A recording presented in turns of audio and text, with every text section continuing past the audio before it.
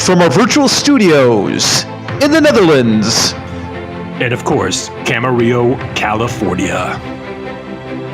It is, once again, ladies and gentlemen, time for your favorite marketing show of all time, The Marketing Geeks.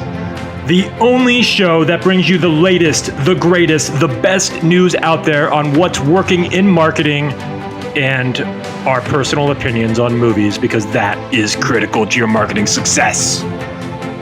That's right. And if you're going to listen to any show about marketing, listen to this one too. Please. It is the #1 rated show for people that are listening to it right now. It is amazing. Everybody loves Marketing Geeks. It's the best show out there today. Especially the best show with the words marketing and geek in the title. We'll go over the stuff only you can hear here, folks. And that is right. Andros Sturgeon and Justin Womack are back with Marketing Geeks. We've got a great show. It's unbelievable. Once again, Facebook marketing today. Get ready for it. It's coming right now. The Marketing Geeks. Hey, everybody. Oh, I love this. I love this. You know, honestly, I do a lot of stuff in my week. And this is one of those things. This is one of those things. Yeah, I do a lot of stuff too. And this is one of the things that I do during my week. I do this. This even shows up on my calendar. Like, this is on my calendar as a schedule item. Isn't that amazing? This is how I work. Really? No, honestly, I really like this. I love this. I just love doing this so much because, we've got people that listen to the show. We've got like 7 listeners, and we really do. They really listen. I know we keep coming so close to breaking through, but we're just stuck on that 7. Now, I want to give a special shout out to one of our 7 there, Roger Morris. Yeah. Who messaged me on LinkedIn today. Really? Asking to purchase a Marketing Geeks mug. What? Roger Morris asking to purchase one of our Marketing Geeks mugs. But you know what I did? What? Because he was the first to ask, I told him I'd give it to him for free. Oh, dude, I don't even have a Marketing Geeks mug. What the? Well, you live in the Netherlands. Like, that's a whole other issue. That's international shipping issues. We're talking about other problems there. Jeez. We're talking about other problems. So that's our special gift. And then we've had a few listeners reach out to the show, and we appreciate every time you reach out to us, whether it's on LinkedIn, on Facebook, wherever you're reaching out. We'd love to hear your feedback on this show. Don't forget to rate and review the podcast if you have not already done so. And you know what? If you really like this podcast, you could do what a few of our 7 listeners have done. Is that a cat? No. Do you have a cat in the house? No. You've got a cat. You put the cat in the room again, didn't you? That's my cat. That's Nala. That's Nala the cat. She is a meowing. Nala can play piano. Not too many people know that, but it's true. So if you really like the show and you like Nala the cat, guess what you can do? You can give us some love on our Patreon page. That's right. Which is in the link in the description below. Not only that, but you can actually follow the 2 cats, because my wife did create an Instagram account for the 2 cats. So if you go on to, I think it's like Ace and Nala Kitties on Instagram, you can follow the 2 cats on their journey to marketing success. That's right. They started from absolute kittens in the industry, and now they are full-on cat scratch fever. Wow. So before we get into the main topic today, I do want to say that this show today is brought to you by a new product. It's called Banner Season, and Banner Season is very relevant because it's Thanksgiving right now, and on Thanksgiving we like to give what? Thanks. We like to give thanks. We like to give thanks to our customers, to our clients, to our peeps. I thought you were going to give away a turkey for a second, and I was going to have to pull the plug on that. But no, I'm a vegetarian, Andros. Okay, don't let me stop you. Keep going. So Banner Season. So I've talked about another software before called Rocket Notes, and this is actually from the makers of it. They just changed a few different features here, but Banner Season allows you to send customized cards, gifts, and swag items like mugs. This is how I'm doing the Marketing Geeks mugs. This is how you can actually do custom tape measures if you want to put your logo on a tape measure. But this isn't just like you pitching. Like anyone can do this, right? Anyone can do this. That's right. Yeah, you sign up. It's only pay as you go, so you don't have to. It's not like a monthly service fee to be a part of it. If you go to the website fasteasycards.com, so that's fasteasycards.com, it'll open up the website, but it'll also auto-populate the invitation code. So you do need an invitation code, but if you go to fasteasycards.com, that will auto-populate with that invitation code. And you could set up a free account. Now, the difference between this software and Rocket Notes, which I've shared before, is that this one has a referral program. So if you're interested in making some money as a referral partner, sign up for the account and then message me either on LinkedIn or on Facebook, or message me somehow, and I'll talk to you about that, how the referral program works. But it's a nice little way to make some money. And this software is brand new. And I think that there's a big need for people to use this because it generates referrals. I mean, I've used this. I've gotten people to post their mug on social media. I've had people renew their services with me because I made an effort to send them a card and a gift. So it's cool, and you can even explain how it works. Because basically, if you have a client and you want to send them a thank you, you could just do it through the system, and it automatically sends them a thank you, which is great. Because that's one thing that I have learned. This is kind of marketing. Like this is just something that comes with marketing 101. Marketing. Well, no, it's actually marketing. Like they don't teach this in school. When you're done with marketing a client, 201. it's something you learn in the back alley when you're getting your medication. You have to thank your client and give really acknowledge the closing of. It's like a small ceremony that you have to do to acknowledge that the job is over.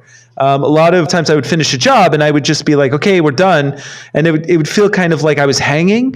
There's got to be some sort of acknowledgement that like, hey, the job is over. Here's a thank you for allowing me to work with you. That's actually a really good point. This software also, it's when you send a gift and you show gratitude like that, people are going to be more likely to refer you. If somebody comes to them asking for a referral, they're likely going to go to the person that put out the extra effort with your services.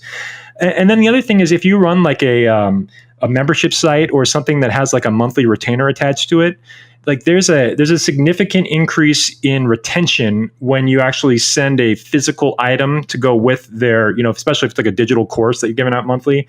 When they have a physical, tangible item that hits the kinesthetic side, there's actually a notable retention increase in memberships. So it can be useful in many regards. So that's all I have to say about it. Remember, fasteasycards.com. It's all digital. It sends to the system. It has a Zapier integration to integrate with several different softwares.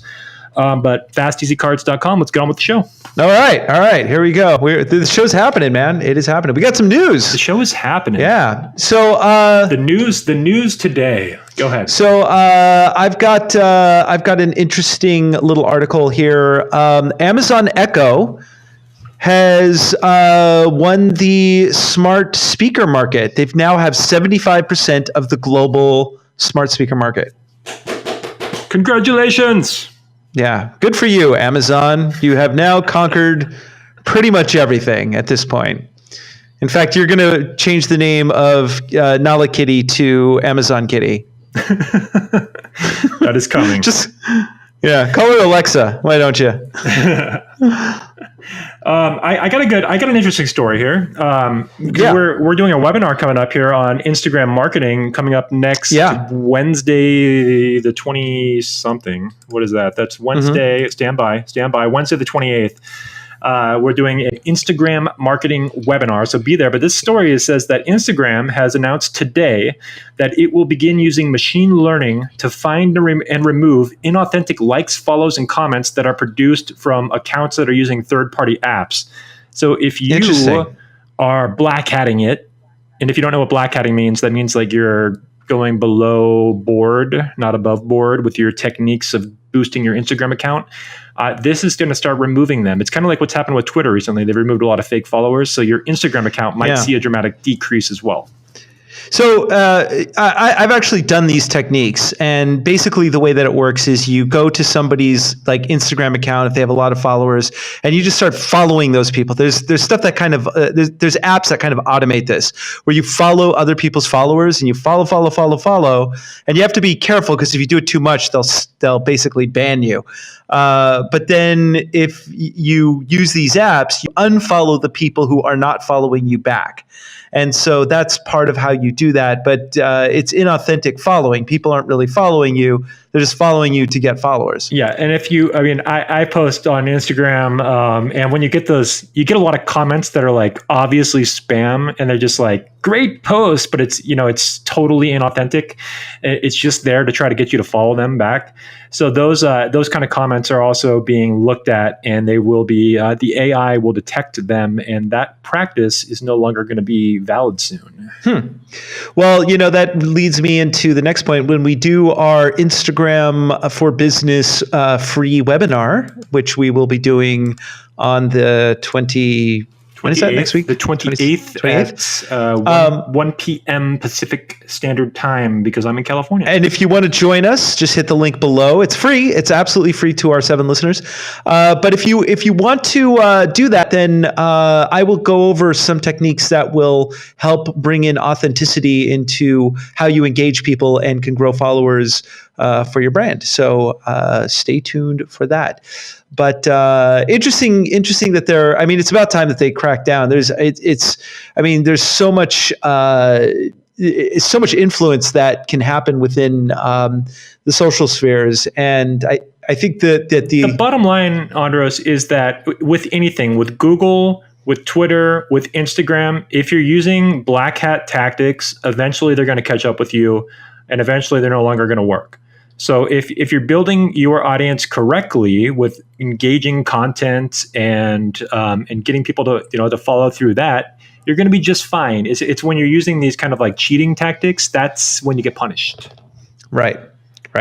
So anyway, if you do want to know how to grow your brand organically, definitely connect to our webinar. I'm going to go over a new Instagram feature that was just unveiled the other day that will give, if you have a physical product, it'll give people the opportunity to purchase stuff from your Instagram store. And I'm going to go over all of that as well. So stay tuned. Mark that on your calendar, folks. And I want to add one thing, because I've decided to do this. If you register for the webinar and you can't make it live, I am going to make a limited replay available.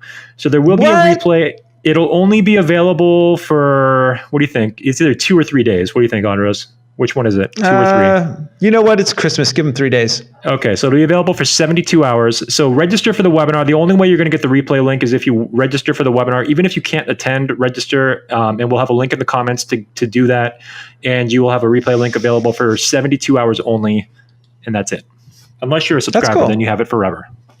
Yeah, that's right. And if you do want to have it forever, then by all means, subscribe and join us on Patreon. And donate. And it's only $4.99 a month as a donor, and you get all the webinars. We'll actually send you the files so you can download them and everything. Heck yeah. What a deal.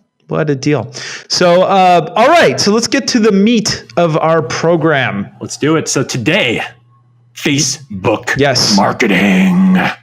Dun, dun, dun. So Andros and I, before the show started recording, have come up with a list. So we're going to give you a list of techniques on Facebook marketing, and we're going to switch off, and hopefully we don't steal each other's techniques too much here. But Andros, I want you to start with technique number 1. What's the number 1 secret to growing your Facebook brand in 2018? Well, I gotta preface this. Yeah, I got to preface this a little bit, because I got to tell you exactly what happened to me. I have a client, and they have a very big brand, right? They're expanding rapidly. So they brought me on because they were having some trouble with their marketing. And the first thing I did was I looked at their Facebook marketing, and they had spent $5,000 this quarter. That's from October 1st. It is now November 19th. $5,000. You know how many conversions they got? I don't. Oh, yeah. Okay. 0. What? They got 0. Actually, they got 1. And when I looked at like how much their conversions were, it was $75 per conversion essentially. Because they had a few, but that nobody purchased anything, and that's criminal. Like, you should not be spending that much money. So they had conversions, but the conversions were not purchases. So nobody actually converted as a buyer. That's right. So that's a big difference. That's right. Okay.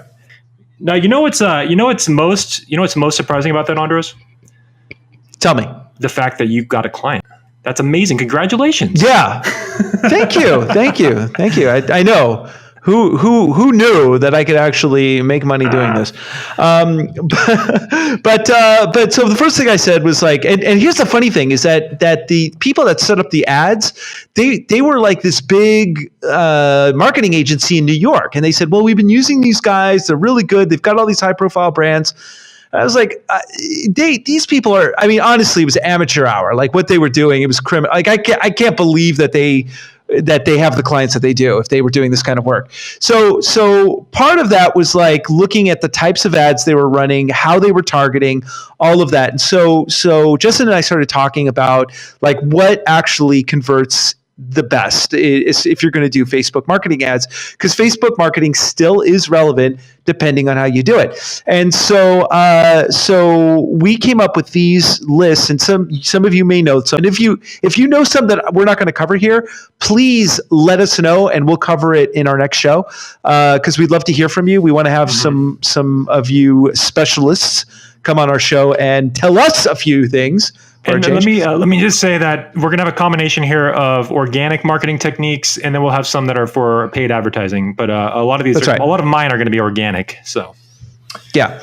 So first of all, if you're creating an ad, do not put an ad that uses stock photos. Do not put an ad that looks like a product shot that has been perfectly modeled. Don't put an ad that looks like it's an advertisement. You got to create something that looks native. You got to create something that looks like it was shared by somebody else. Because you just take a moment to think about your own Facebook timeline. Think about the things that you stop at. You don't stop at ads. Nobody does, unless it's like something really like some crazy, geeky thing that I might like. But most of the content I stop at is stuff that looks like it's part of the timeline. So when you create ads, make it look like it's part of the timeline.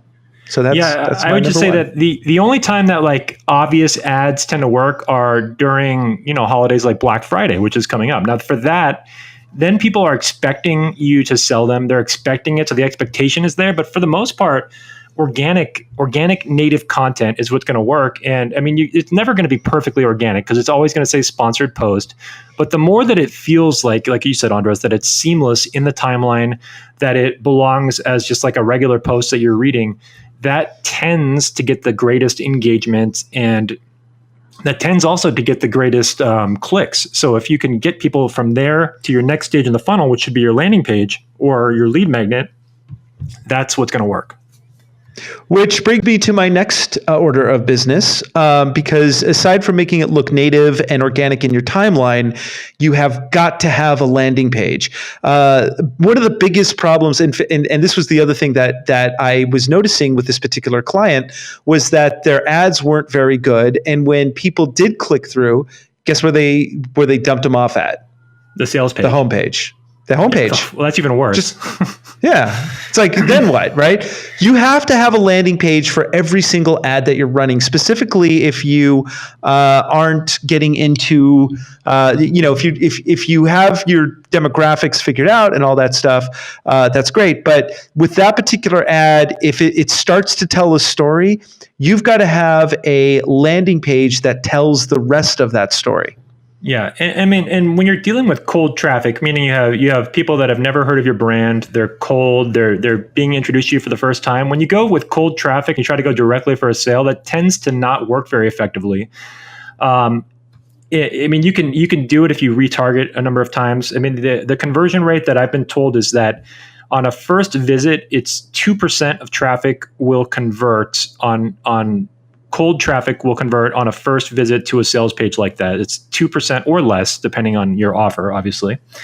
So it really matters that you take them on kind of a journey there too. Now with a landing page, if you're going to send them to a homepage, that's a terrible idea, because on a homepage, what's on the very top of a homepage? A menu with several options.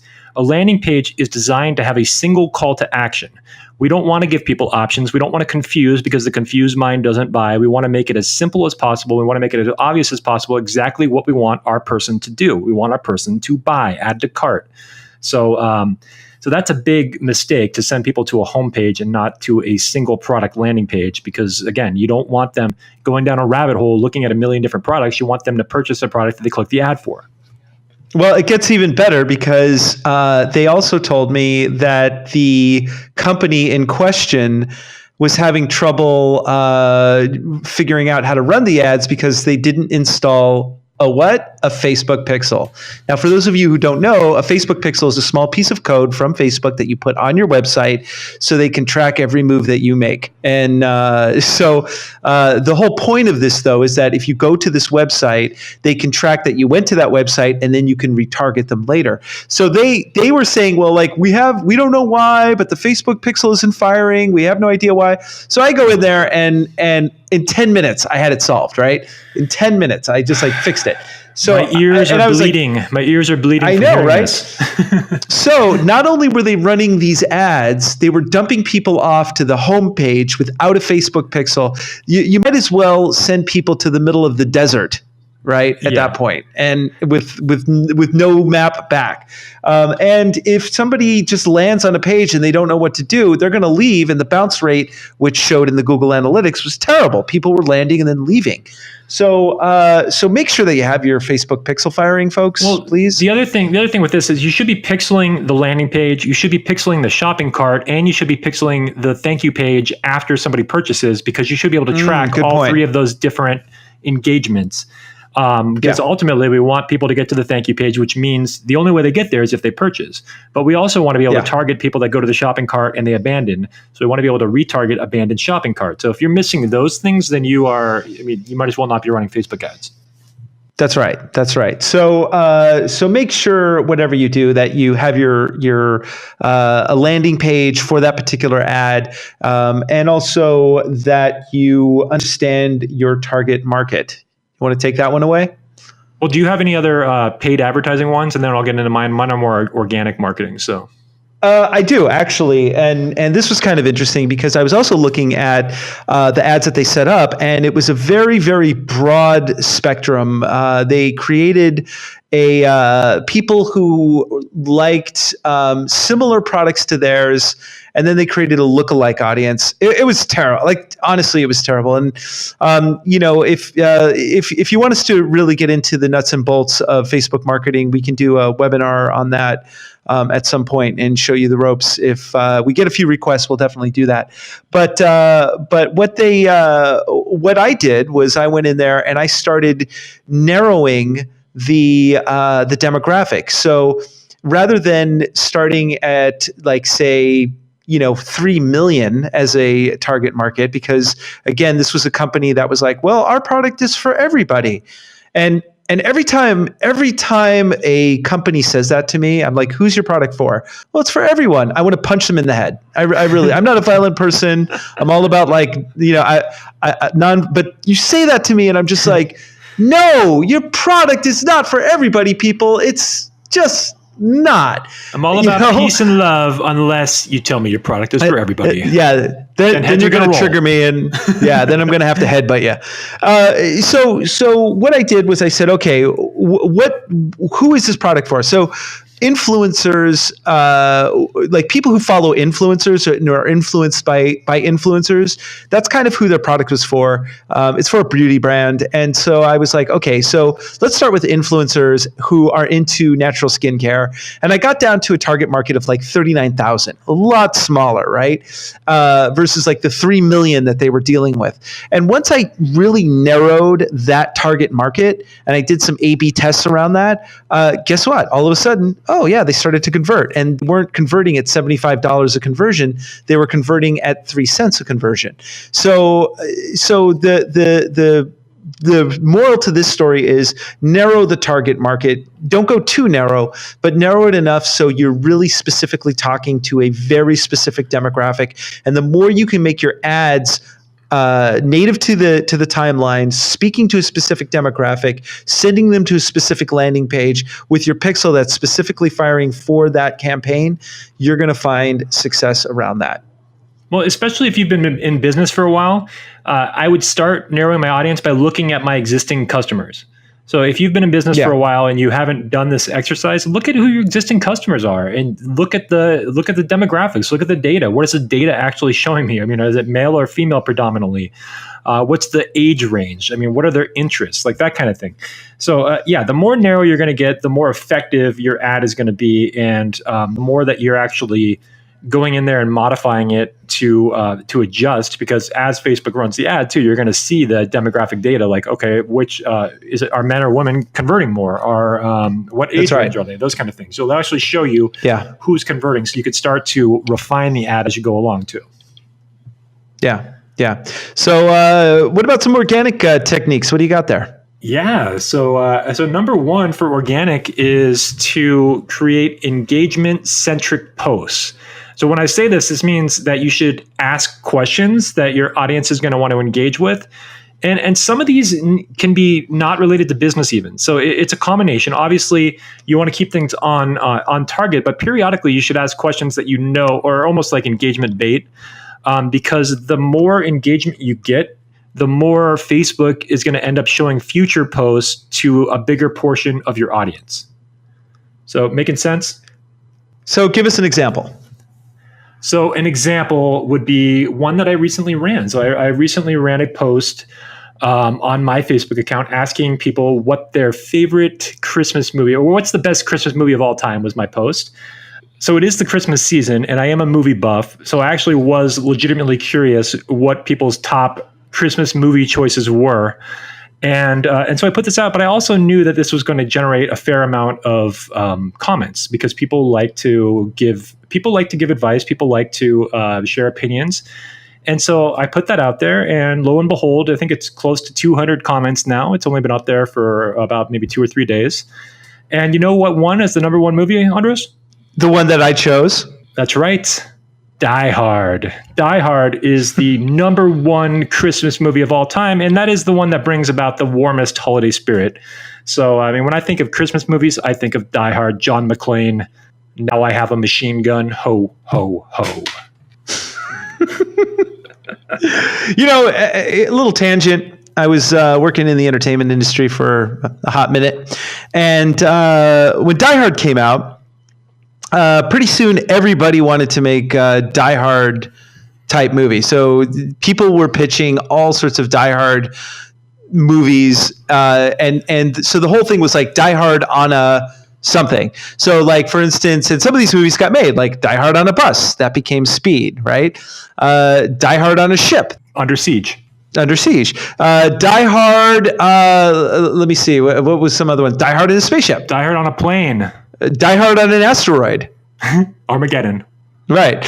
And the game finally stopped when somebody went around pitching Die Hard in a building. That just came out this year. Skyscraper with The Rock. Yeah, that was Die Hard with The Rock and one leg. In a building.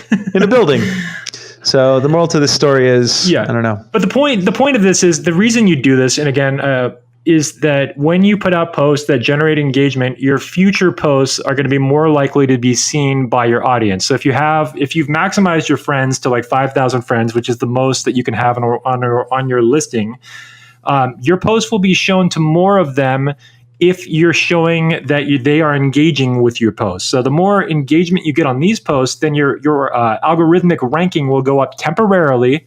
And that's when you can then move into something that's more business centric and something that's more lead generating.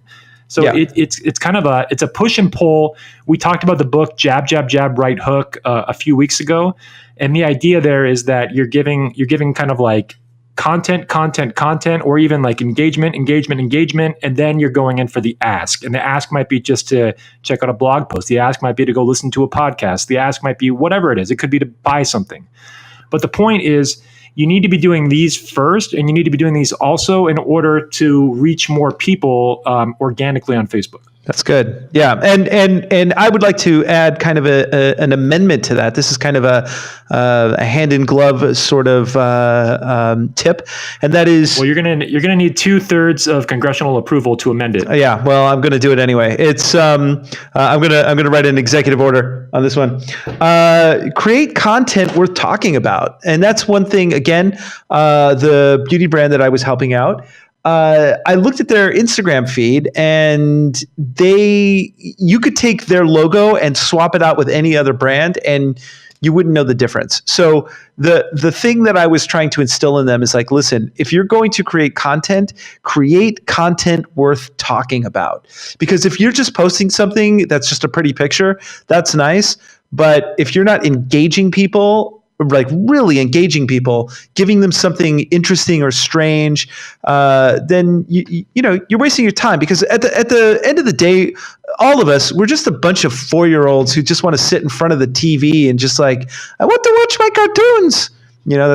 That's my son right there. Well, it's a great point though, because it's about brand and brand story. Yeah. And I think in the future we'll do an episode entirely on brand story. And if you don't know this, Andros's father was a famous science fiction writer. So Andros has the DNA of a storyteller in his blood. That's right. So Andros is positioned to give us a great podcast episode on brand storytelling. So stay tuned. We'll have that one at some point, maybe this year. We'll see. I got DNA in blood in a cup on my desk, and I drink it. Oh, that means we can clone. That means we can clone. I it's the blood of my enemies, and I savor it with each sip.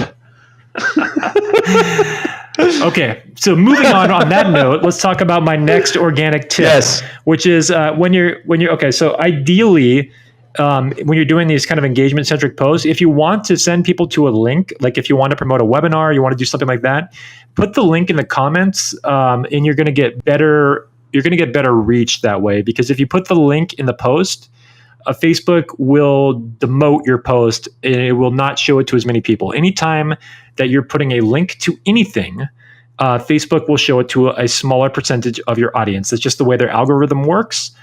So if you do something instead, like want to come to our Instagram marketing webinar, leave a link in the comments and I'll send you, or leave a comment and I'll send you the link. And that actually, it drives engagement, and it helps to boost the algorithm so people are engaging in the post as well. And so more people will see it. Yeah. And I think the best way to do that, and we didn't even do this on this, is probably to just say, leave a link and I'll DM, or leave a comment and I'll DM you the link. Because if you do that, then otherwise people that look at it can just see the link if you're just sharing it a million times. So the perfect way to do that is probably to say, leave a comment and I'll DM you the link, and then you're going to get more comments that way. I think we blew it on our post recently. Yeah, but well, lesson learned. We're close to perfect. About as close as you can get. So do you have more? Or I have a couple more. I do have a couple more. Again, okay, here we are on the, so here it is, Just the Tip. I love that game. I always win, Just the Tip. So the next one is to know your platform, Facebook versus Instagram, right? Because here's the other thing that was a big issue with this client, who will remain unnamed. But what happened was when I was doing their marketing for them, they were doing all Facebook marketing, yet their general purchasers were 13 to 28-year-olds. And 13 to 28-year-olds are not on Facebook, but they are on Instagram. So I changed their marketing to just focus on Instagram campaigns. And once I did that, all of a sudden, guess what? Once again, they got engagement. So yeah, I think there's a good point to be made here but we shouldn't limit our audience to just Facebook or Instagram. I mean, if you're B2B, the platform is LinkedIn, period. If you're a B2B company, the platform is LinkedIn. Facebook can work also. I think Facebook is kind of a general audience. So you can find anybody on Facebook. But if you're strictly B2B, I think LinkedIn is the number one platform. And if you're marketing a skincare product, then yeah, I mean, something like that, Instagram is going to be the top. It's going to be the top audience because you're getting a younger demographic. Instagram is slightly more female, although that's changing a bit. And it's very image driven, image focused. So it just makes sense. Yeah. Yeah. So know your platform, folks. I mean, honestly, if your demographic skews younger, definitely Instagram. If it skews kind of older, Facebook might be okay, might be appropriate. And if it's business oriented, neither one of those. So, just know the platform, the right platform. And another platform that is completely overlooked by a lot of people, Pinterest. Pinterest is majority women. If you feel your product is a woman-centric product, then advertising on Pinterest might be the thing to do. Yeah. And I mean, Pinterest is great, especially for DIY things. So I think if you're a remodeler or something, showing people like remodel ideas, or like if you're a wedding planner, wedding ideas. I mean, when I got married, my wife was on Pinterest constantly on Pinterest, checking out like ideas for different decorations, ideas for different settings, like all this different stuff. Right. But I mean, anything that's image centric, again, because Pinterest is an image based platform. But you also see like motivational posts on Pinterest. Sometimes you'll see those like little checklists of things to do. So infographics. So there's a lot of ways of thinking of using Pinterest in creative ways, and it is an overlooked platform. I agree. Yeah, specifically because if your wife, when she was looking for stuff for the wedding, if she suddenly saw an ad for something that was wedding related, she's already in that mindset, so she would probably click on that ad, right? So definitely know your platform and figure out ways to leverage it. Yeah. So my next one here this is for organic, is to start moving people from your personal Facebook profile into Facebook groups. So there's two places you can really put people. You can either put them on a Facebook business page, or you can put them on Facebook groups if you want to move them. Now, Facebook business pages have basically been killed with organic reach. So your Facebook business page is essential because you need one to run ads. Like, you have to have a Facebook business page to run ads. You have to have it. It's for branding purposes. It needs to exist. But as far as engagement goes, get people into Facebook groups. They're much, much more engagement centric. I'm in a lot of groups, and I'll actually get emails sometimes that say like, this person posted in the group.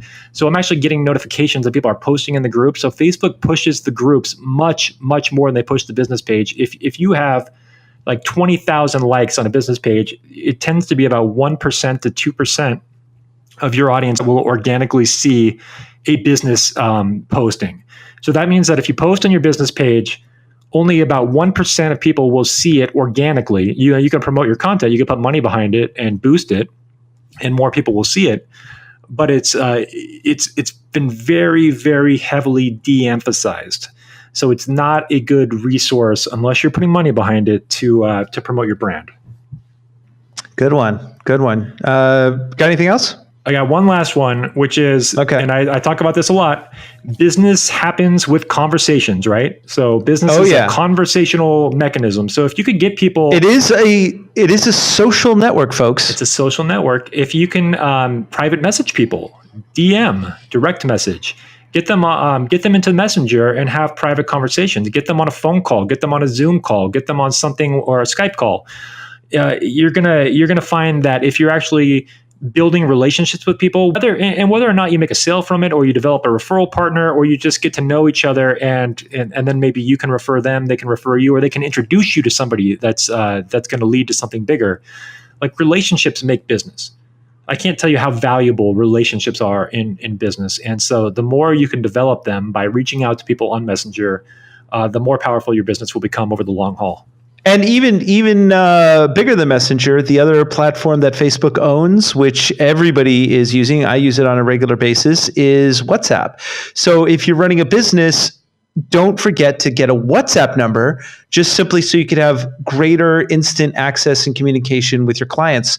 That is a necessity. And WhatsApp is huge internationally. So as far as like messenger softwares go, WhatsApp is massive internationally. So it's yes, it is.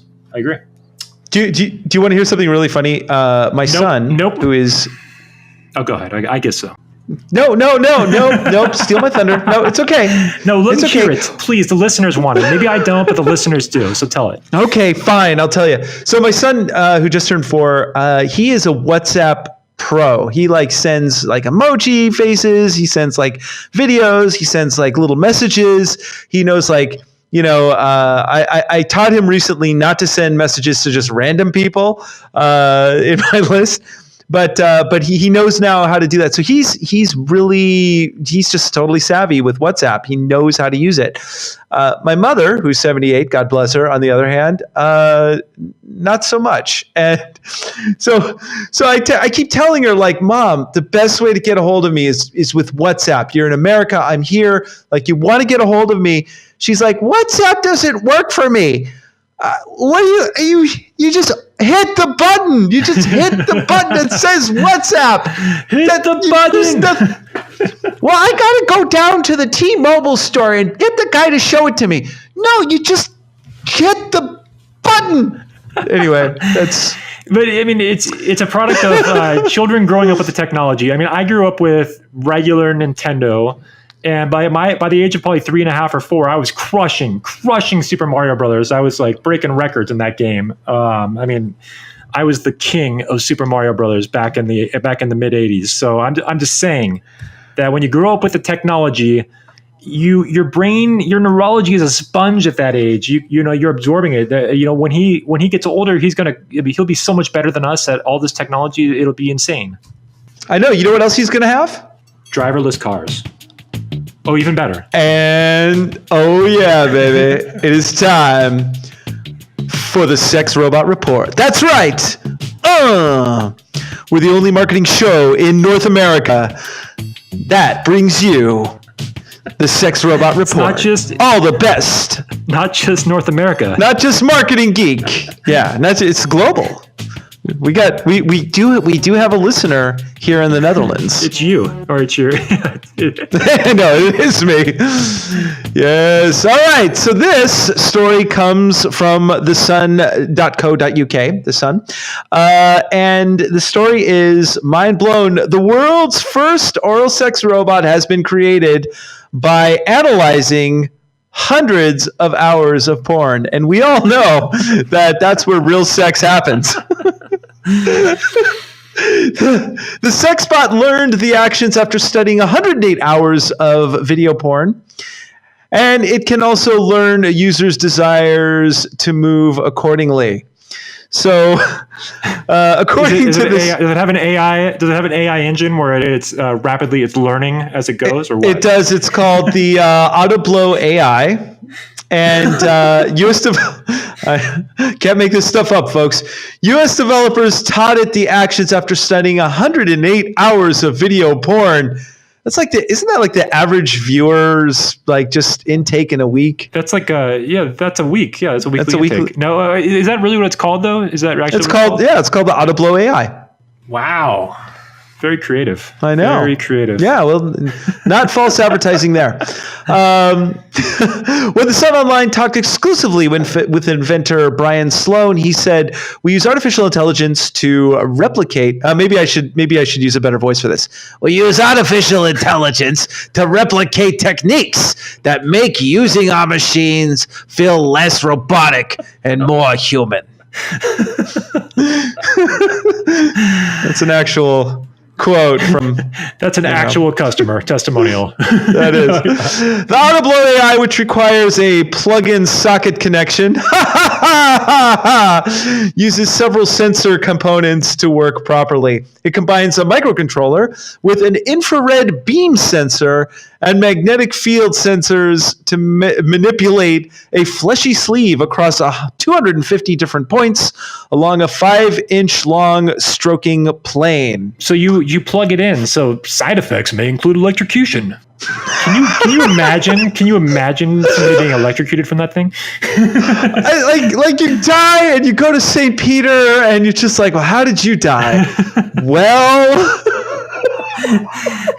You're St. Peter. You know what happened. Come on now! Don't make me say it. Don't make me say it out loud. Oh my God! That, ladies and gentlemen, concludes another scintillating episode. This technology is real, folks, and it's coming. It's coming. No pun intended there. Yeah. Just grab a tissue. It's coming. All right. So there we go. Now, Geek News. Geek News. Next order of business. Before that, I got to do a book report, man. All right. Book report. Are you ready? Let's do it. All right, hold on. I'm testing out new music. Here we go. And now, from the Netherlands, comes the Marketing Geeks Book Report. I feel like I need a massage right now. Yeah, that I'm tapping into like ancient wisdom. Did that work? Does that like say that? I don't know. I love it. I love it. Okay. Now, message us on LinkedIn, email us at realmarketinggeeks@gmail.com. Let us know what you think of the new music. Yeah. Okay. So here we go. This is called Blitz Scaling from Reid, Hoffman and Chris Ye. Blitz Scaling is a book in which it talks about how a sustainable business growth can happen and reach massive scale. So Blitz Scaling is a term that is part Blitzkrieg, and Blitzkrieg is, of course, during World War II, the Germans they would do these fast and quick lightning maneuvers. It's how they were able to get ahead while people were still trying to figure out how to run the rules of war. I'm not condoning the Nazis by any means. It's just kind of history. But blitzscaling is a form of marketing where you get in and get out real quick and allows you to reach growth at a massive scale. So what it does is it basically, in the book, they talk about how blitzscaling embraces uncertainty and risk. So if they're, rather than being sure and taking each step as it comes and doing market analysis, you just get in, you try things and get out. And sometimes that works, sometimes it doesn't. But if you are scaling up, you can take a bit more chances and be a bit more flexible by embracing the uncertainty and risk within your marketing campaigns. Blitzscaling companies prioritize speed over efficiency to achieve an advantage over their competitors, and they embrace speed over efficiency. So it's all about really just doing things fast and quick and trying things out, trying different. Let me say this because I recently, well, this was a while ago, I guess, but I went to the Infusionsoft corporate office, and Infusionsoft is a CRM software. But on the wall, they have a poster that I love that says version 1 is better than version none. That's right. And to me, the idea, you put something out there, period, and you do it fast because, speed is always going to win over perfection every single time. Yeah, and that's the next thing they get into in this book, which is that you have to think about the first scaler advantage. It's the first person to scale up. You don't have to be the best. You have to be the first person to get there and have that product out there first. Because once you get it and you get locked in the minds of the users, then you're the product, right? So it's a lot harder to disrupt and overtake a competitor than it is once you're there first. You have a much better chance of being successful. Love that. Be first, not best. I love that. Yeah. So rapid growth thrives on networks, which allow unprecedented access to sizable markets. So when you start growing rapidly, make sure that you're using networks, specifically different types of social media, some of the techniques that we've gone over. And there are 4 different growth factors that you have to keep in mind when scaling up. There's network effects. So in the book, they were talking about how when people were starting to use Airbnb, the more people that used Airbnb, the more people realized that was the go-to platform. So more people went onto Airbnb because more people were using it, and it creates this positive feedback loop, right? So you have to think about network effects. You have to think about market size. You have to think about distribution, and you have to think about high gross margins. Meaning, once you create a digital product, it is easy to replicate, and your gross margins become quite higher. So a lot of what they're talking about in this book has to do with digital products more and software as a service more than anything else. And high growth margins are really something that you have to think about, because once you figure out what your high gross margin is, then you can have your distribution be a lot broader and wider and take a lot more chances. So Well, I think the main point is if you know your analytics, you know what it costs you to acquire a lead, what it costs you to acquire a customer. Yeah, you could take a lot more risks. You could try different marketing techniques. You can get away with a lot more if you actually know your numbers. Yeah, for sure. Next, they talked about to achieve the speed of blitz scaling, a good product market fit and operational sizabilities are crucial. So you have to really think about like how your product is going to be a good market fit, and if you scale up too quickly and not look at like how it's going to fit into a broader sense of the market, then you might not make it. So the speed of blitz scaling requires management strategy, and you have to have a good plan of growth.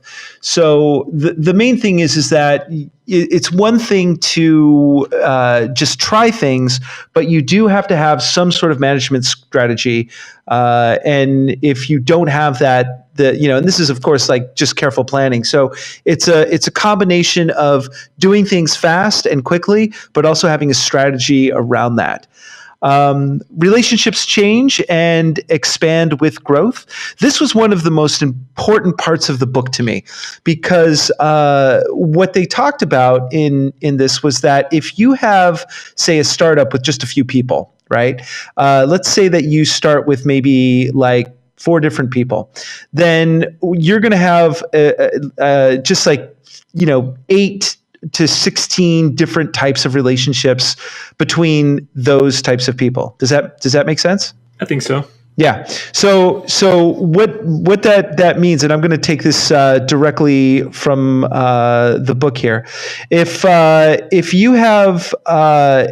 you have just 2 people, there's a number of relationships that are kind of small. But when you have 15 people, then that shoots up to 325, right? Because every one of those people have different types of relationships. But when you have when you have like say 25,000 employees, like Facebook does, you have more than 312 million types of relationships within that organization. Right?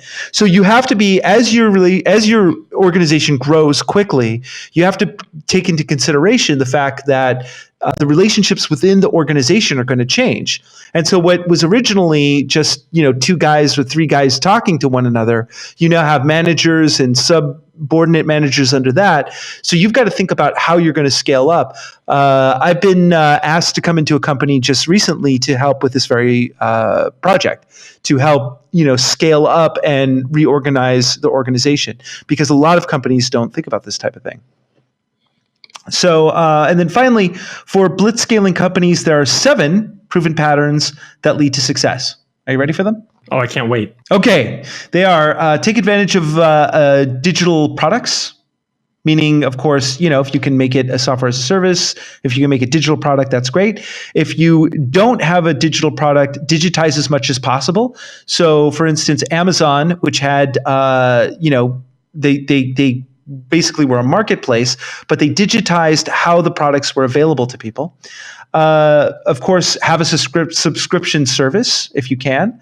Leverage the power of platforms. So if you don't have your own platform, then leverage other platforms to help you with your scaling up. Take advantage of online marketplaces. So, for instance, I have that beauty brand that I'm helping out. They were trying to figure out how to get into more people's hands, and I told them they have to get on Amazon. It's just something they have to do. So take advantage of that marketplace. And then take advantage of content sharing. So create content. This is what we were talking about earlier. Create content that's worthy of sharing and worth talking about. And then finally, offer a freemium and a premium version of your service to get more users engaged. And with that, ladies and gentlemen, I finished my ancient wisdom.